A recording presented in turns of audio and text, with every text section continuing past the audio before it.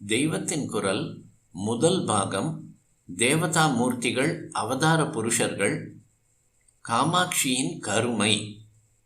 எந்த நிறமும் இல்லாத சூரிய ஒளியிலிருந்து ஒளி சிதறல் ரிஃப்ராக்ஷன் மூலம் ஒரு நிறத்தை பிரித்தால் உடனே மற்ற 6 நிறங்களும் பிரிந்து நானும் போகிறேன் நானும் போகிறேன் என்று வெளிப்படத் தொடங்குகின்றன.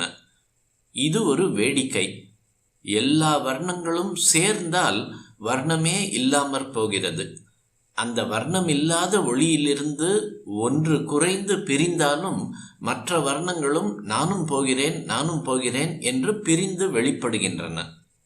பிரம்மம் என்பது நிறமே இல்லாத சுத்த சூரிய ஒளி மாதிரி. அதில் காரியமே இல்லை. ஆனாலும் சகல காரியங்களுக்கும் ஆதாரமான சகல சக்திகளும் அதில்தான் உள்ளன. எல்லா நிறங்களும் சுத்த ஒளிக்குள் இருக்கிற மாதிரி.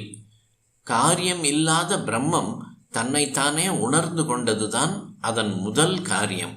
இதுவே சாந்தமான பிரம்மத்தில் ஒரு சலனம்தான், ஒளி சிதறல் மாதிரி. இந்த ஒளி சிதறலில் முதலில் சிவப்பு பிரிகிறது. உதய காலத்தில் சுத்த சூரிய ஒளி முதலில் சிவப்பாகத்தானே வருகிறது. அருணோதயம் என்கிறோமே, அருண என்றால் சிவப்பு தான். இப்படி சுத்த பிரம்மம் சிவப்பாகி காரியத்துக்கு வருகிற போது பிரம்மம் அம்பாளாகிறது. காரியமற்ற பிரம்மம் காரியமான சக்தியாகிறது. காமேஸ்வரி தோன்றுகிறாள். பிரம்மத்துக்கு தன்னை அறிகிற ஆசை தோன்றியதல்லவா? இந்த ஆசையின் காமத்தின் வடிவமே காமேஸ்வரி. அவளே உலகத்தின் சிருஷ்டி, பரிபாலனம், சம்ஹாரம் எல்லாவற்றுக்கும் மூலம். உண்மையில் இந்த 3 தொழில்களும் மாயையில் உண்டானவைதான். மாயா சக்தியால் பிரம்மத்தை மறைத்து அதனிடத்தில் உலகம் என்ற கற்பனையை காட்டுகிறாள். இம்மாதிரி மாயா சக்தியினால் பிரம்மத்தை மறைத்து பிரபஞ்சத்தை காட்டுவதை 4வது தொழிலாக திரோதானம் அல்லது திரோபவம் என்று சொல்வார்கள். படைத்தல், காத்தல், அழித்தல், மறைத்தல், இவற்றுக்கு மேலாக அனுக்கிரகம், அருள் என்கிற 5வது தொழிலும் இருக்கிறது. பக்தர்களை மாயையிலிருந்து விடுவித்து தன்மயமாக்கி கொள்ளுகிறாளே, அதுதான் அனுக்கிரகம். இப்படி 5 செய்வதால் அம்பாள் பஞ்சகிருத்திய பராயணா எனப்படுகிறாள். சிருஷ்டி செய்கிற பிரம்மா, பரிபாலிக்கிற விஷ்ணு, சம்ஹார ருத்ரன், மாயையின் அதிபதியான ஈஸ்வரன், இவர்களை 4 கால்களாக கொண்ட மஞ்சத்தில் சாக்ஷாத் பரபிரம்ம சக்தியான காமேஸ்வரி வீற்றிருக்கிறாள். பரபிரம்மமான காமேஸ்வரனின் இடப்புறத்தில் அனுக்கிரக மூர்த்தியாக அமர்ந்திருக்கிறாள். காமேஸ்வரன் பிரம்மம், காமேஸ்வரி பிரம்ம சக்தி. இவர்கள் சதிபதிகள். காமேஸ்வர காமேஸ்வரி என்கிற சிவப்பு பிரிந்தவுடன் மற்ற வர்ணங்களும் வெளியே ஓடி வர வேண்டும் அல்லவா? இந்த நியாயப்படி செம்மஞ்சளான பிரம்மாவும் லக்ஷ்மியும் வெளிப்பட்டார்கள். நீலமான மகாவிஷ்ணுவும் பார்வதியும் ஆவிர்பவித்தார்கள். வெள்ளையான ருத்ரனும் சரஸ்வதியும் தோன்றிவிட்டார்கள். பிரம்ம சக்தியிலிருந்து இரட்டை இரட்டையாக தோன்றிய இந்த 3 ஜோடியில் ஒவ்வொரு ஜோடியும் சகோதர சகோதரிகள். அதாவது பிரம்மாவும் லக்ஷ்மியும் உடன்பிறப்புகள், விஷ்ணுவும் பார்வதியும் உடன்பிறப்புகள், ருத்ரனும் சரஸ்வதியும் உடன்பிறப்புகள். பிரம்மாவுக்கும் லக்ஷ்மிக்கும் தங்க நிறம், தாமரை ஆசனம். பிரம்மம் ஜீவராசிகளை பெருக்கினார். லக்ஷ்மி அவர்களின் அனுபோகத்துக்கான ஐஸ்வர்யத்தை பெருக்கினாள். நீலமேக சியாமள வர்ணம் கொண்ட விஷ்ணுவும் பார்வதியும் இப்படியே உடன் பிறந்தவர்கள். பரிபாலனமும் மாயா விலாசமும் முக்கியமாக இருக்கிற நிலை அது. சிவன் கோயில் வடக்கு பிரகாரத்தில் உள்ள துர்க்கையை பாருங்கள். அவள் பதியோடு இல்லாமல் தனித்து இருக்கிற அம்பாள். அவள் விஷ்ணு மாதிரியே சங்கு சக்கரம் வைத்து கொண்டிருப்பாள். நாராயணி, ஷியாமகிருஷ்ண சகோதரி என்றெல்லாம் இதனால் தான் பார்வதியை சொல்வது. சிவனும் சரஸ்வதியும் சகோதர சகோதரிகள். சிவன் கோயில் தெற்கு பிரகாரத்தில் துர்க்கைக்கு எதிர்வெட்டாக பத்தினி சம்பந்தம் இன்றி, அதாவது பார்வதியின் கலப்பில்லாமல் தனித்து ஸ்வச்சமாக இருக்கிற தட்சிணாமூர்த்தியை பார்த்தால் அவர் சரஸ்வதியின் உடன்பிறப்பு என்று தெரியும். சரஸ்வதி மாதிரியே அவர் புஸ்தகமும் ஜபமாலையும் வைத்திருப்பார். இருவரும் ஞானமூர்த்திகள், இருவரும் வெளுப்பு. பிரம்ம சக்தியில் இருந்த 3 ஜோடிகள் தோன்றியதற்கு காரணம் உண்டு. இவர்களுக்குள் ஒவ்வொரு ஆணும் ஒரு பெண்ணை மணந்தாக வேண்டும். 2 ஜோடி இருந்தால் பெண் கொடுத்து பெண் வாங்கினதாகும். அது யுக்தமில்லை. அதனால்தான் 3 சகோதர ஜோடிகள் பராசக்தியில் தோன்றின. பிரம்மா சிவனின் சகோதரியான சரஸ்வதியை மணந்தார். சிவன் மகாவிஷ்ணுவின் சகோதரியான பார்வதியை மணந்தார். மகாவிஷ்ணு பிரம்மாவின் சகோதரியான லக்ஷ்மியை மணந்தார். வெள்ளை என்பது சத்துவகுணம், செம்மஞ்சள் ரஜோகுணம், நீலம் அல்லது கருப்பு தமோகுணம். பிரம்மா விஷ்ணு ருத்ரர்களை அப்படி அடியோடு தனித்தனியாக்கி முக்குணங்களாக பிரித்ததோடு நின்று விடாமல் சமரசத்தை காட்டவே அவர்களுடைய சக்திகளான சரஸ்வதி, லக்ஷ்மி, பார்வதி ஆகியோர் அவர்களது நிறங்களுக்கு மாறுபட்ட நிறமாக இருக்கிறார்கள். பராசக்தியேதான் இத்தனையும் ஆகி முத்தொழிலும் செய்கிறாள். இருந்தாலும் அவளை மாயை மாயை என்று 4ஆம் தொழிலான திரோதானத்தோடு தான் ரொம்பவும் இணைத்து பேசுகிறோம். மூக கவி சம்ஹார ருத்ரனின் சக்தியான பார்வதியின் கருநீல நிறத்தை சிவப்பு பராசக்தியின் வர்ணமாக சொல்கிறார்.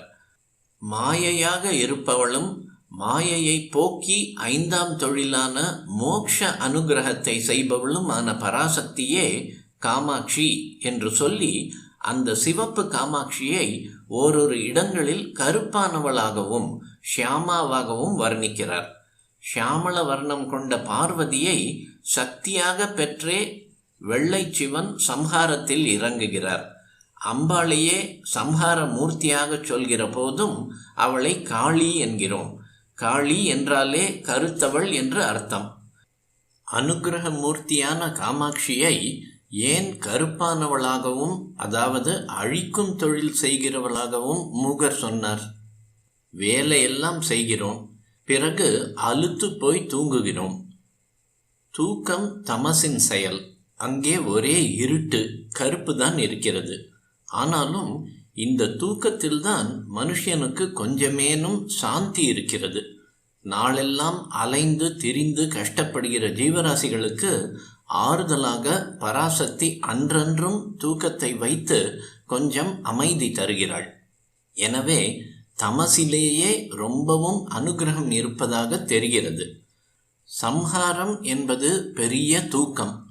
தூக்கத்தில் எப்படி துக்க கலப்பே இல்லாத அமைதி நிலையில் இருக்கிறோமோ அப்படியே சம்ஹரிக்கப்பட்ட ஜீவன் மறுபடியும் ஜன்மா எடுக்கிற வரையில் நானாவித கர்ம அனுபவங்களின் சிக்கலிலிருந்து தப்பி அமைதியில் அமிழ்ந்திருக்கிறது. நமக்கு கர்ம கட்டிலிருந்து தற்காலிகமாக விடுதலை தந்து விஸ்ராந்தி தரவே சம்ஹார தொழிலை புரிகிறார் சிவபெருமான். நான் கர்மா செய்கிறேன் என்ற அகங்காரத்தை இழந்துவிட்ட ஞானிகளே கர்ம சூழலிலிருந்து நிரந்தரமாக தப்ப முடியும். ஆனால் பாபியும் கூட தற்காலிகமாகவேனும் இந்த கர்மானுபவ தொந்தரவிலிருந்து விடுபட்டு விஸ்ராந்தி பெறுவதற்கு பராசக்தி மகா கருணையுடன் சம்ஹாரத்தை அமைத்திருக்கிறாள். விஷ்ணுவின் பரம பக்தரான நம்மாழ்வார் முனியே நான்முகனே முக்கண்ணப்பா என்று மும்மூர்த்திகளையும் அழைக்கும் போது சம்ஹார மூர்த்தியான ருத்ரனைத்தான் அப்பா போட்டு அருமையுடன் கூப்பிடுகிறார். பரம தயாளுவான ஒரு தகப்பனார் தப்பு செய்கிற குழந்தையையும், அட குழந்தே, ரொம்ப அலைந்து திரிந்து களைத்து விட்டாயப்பா, கொஞ்சம் ஓய்வு எடுத்துக்கொள் என்று சொல்கிற மாதிரி பரமேஸ்வரன் சம்ஹார காலத்தில் நமக்கெல்லாம் ஓய்வு தந்து ஆறுதல் அருள்கிறான். இதையே முக்கண்ணப்பா என்று வாய்விட்டு கூப்பிட்டு காட்டுகிறார் ஆழ்வார். இப்படி சம்ஹரிக்கிற ருத்ரனின் சக்தியான பார்வதியின் நிறம்தான் கருப்பு. லோகத்தை விட்டால்தான் சஞ்சலங்களிலிருந்து விடுபட்டு மோக்ஷம் என்கிற நிரந்தர சாந்தியை பெற முடியும். சாந்தியோடு இருக்கிறோம் என்று உணர்ந்து அமைதியில் இருப்பதே சமாதி நிலை. என்றும் கலையாத சாஸ்வத நிலை அது. இதுவே பராசக்தியின் அனுகிரகம் என்கிற தொழிலால் அருளப்படும் நிலை. இதற்கு அடுத்த நிலை சாந்தியோடு இருக்கிறோம் என்ற பிரக்ஞை இல்லாமலே அப்படி இருக்கிற தூக்க நிலை, சம்ஹார நிலை. எனவே அனுகிரகத்துக்கு அடுத்தபடியாக ஜீவராசிகளுக்கு மிகவும் ஹிதமான நிலை சம்ஹாரம்தான். பொது வழக்கிலும் நம்மை ஏன் பிரம்மா சிருஷ்டித்தார் என்ற வருத்தத்தாலோ என்னவோ பிரம்மாவை விசேஷமாக வழிபடுவதே இல்லை. மகாவிஷ்ணுவுக்கு நிறைய வழிபாடு இருந்தாலும் ஜெகத் பரிபாலகரான அவரை மனுஷிய லோகத்தோடு ரொம்பவும் சம்பந்தப்படுத்தி இருக்கிறது. ஸ்ரீ வைஷ்ணவர்கள் ஆசாமிகளை சுவாமி சுவாமி என்று பரஸ்பரம் கூப்பிட்டு கொண்டாலும் தங்கள் சுவாமியை பெருமாள் என்றே சொல்கிறார்கள். வேதத்தை பார்த்தாலும் விஷ்ணு பரமான மந்திரங்களுக்கு புருஷ சுக்தம் என்றே பெயர் இருக்கிறது. புருஷ என்றால் முப்புறங்களான ஸ்தூல சூக்ஷ்ம காரண சரீரங்களுக்கு உள்ளே இருக்கிற ஆத்மா என்பது தத்வார்த்தமானாலும் பொதுவில் புருஷ என்றால் மனுஷன், ஆசாமி என்றே பொருள் கொள்கிறோம். பராசக்தியிடம் இருந்து இந்த லோகமெல்லாம் எப்படி வந்தது என்பதைத்தான் புருஷ சுக்தம் சொல்கிறது. லோகத்தோடு மனுஷனோடு இப்படி விஷ்ணுவுக்கு நெருக்கமான தொடர்பு காணப்படுகிறது. சம்ஹார மூர்த்தியான சிவனே லோகத்தை விட்ட பின் இருக்கிற வைராகியத்திற்கு முக்கியமாக சொல்லப்படுகிறார். விஷ்ணு ஆலயத்தை பெருமாள் கோயில் என்றும் சிவாலயத்தையே ஈஸ்வரன் கோயில் என்றும் சொல்கிற வழக்கமும் இருக்கிறது. விஷ்ணு தாழ்த்தி சிவன் உயர்த்தி என்பதற்காக இதை நான் சொல்லவில்லை. அப்படி சொன்னால் அது அடியோடு தப்பு.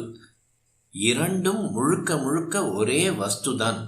ஆனால் அவரவர் செய்கிற கிருத்தியத்தை பொறுத்து லோக ரீதியில் அவர்கள் எப்படி நினைக்கப்படுகிறார்கள் என்று காட்டுவதற்காக சொன்னேன். சிவப்பு காமாட்சியை கருப்பானவள் என்று மூகர் ஏன் சொன்னார் என்று யோசிக்கும் போது இத்தனை அபிப்பிராயமும் வந்தது. சாஸ்வத சாந்தி என்கிற மோட்ச நிலைக்கு தற்காலிக சாந்த நிலையான சம்ஹாரமே மிகவும் கிட்டத்தில் இருக்கிறது. அதனால்தான் சம்ஹார சக்தியான பார்வதியின் கருப்பு வர்ணத்தையே மோக்ஷம் அனுகிரகிக்கும் காமேஸ்வரியின் வர்ணமாகவும் மூகர் கூறியிருக்கிறார் என்று சொல்ல வந்தேன். பரம ஞானிக்கு அவர் சாஸ்வத சாந்தம் தருவது பெரிய கருணை இல்லை. பாபாத்மாவுக்கு சம்ஹாரத்திலே தற்காலிக அனுமதி தருவதுதான் மகா கருணை என்று நினைத்து சம்ஹார சக்தியின் கருப்பு நிறத்தையே சிவப்பு காமாட்சியின் இன்னொரு நிறமாக ஸ்துதி செய்தார் போல் இருக்கிறது.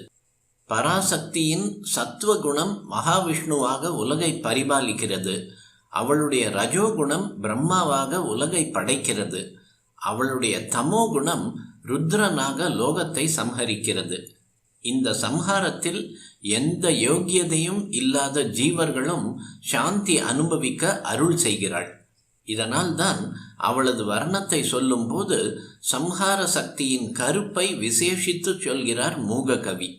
சத்வம் ரஜஸ் என்ற இரண்டை விட தமஸ் தாழ்ந்தது என்று ஒரு கோணத்தில் ஆங்கிளில் தோன்றினாலும் இன்னொரு கோணத்தில் பார்த்தால் தமசே அனுகிரகம் என்ற பரம உச்சமான 5ஆம் தொழிலுக்கு கிட்டத்தில் இருப்பதால் தான் நிறமாலையில் கருப்பும் சிவப்பும் இருவேறு கோடிகளில் இருந்தாலும் அம்பாள் விஷயத்தில் இந்த 2 வர்ணமுமே ரொம்ப கிட்டத்தட்ட இருப்பதாக மூகர் பாடியிருக்கிறார்.